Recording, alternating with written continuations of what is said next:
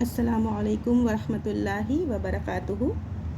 آج کی حدیث عن ابی ہریرۃ وزید بن خالد رضی اللہ عنہما قال كنا عند النبی صلی اللہ علیہ وسلم قال لا یجزین بینکما بکتاب اللہ، صحیح بخاری۔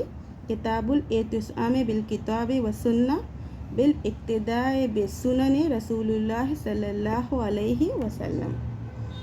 ترجمہ اس حدیث کا، حضرت ابو ہریرہ اور حضرت زید بن خالد رضی اللہ عنہما روایت بیان کرتے ہیں کہ ہم لوگ نبی کریم صلی اللہ علیہ وسلم کی خدمت میں موجود تھے اور آپ صلی اللہ علیہ وسلم نے فرمایا، یقیناً میں تمہارے درمیان کتاب اللہ کے مطابق فیصلہ کروں گا۔ یقیناً میں تمہارے درمیان کتاب اللہ کے مطابق فیصلہ کروں گا۔ اس حدیث کے فوائد کہ ہم کو اس حدیث سے کیا سمجھ میں آتا ہے؟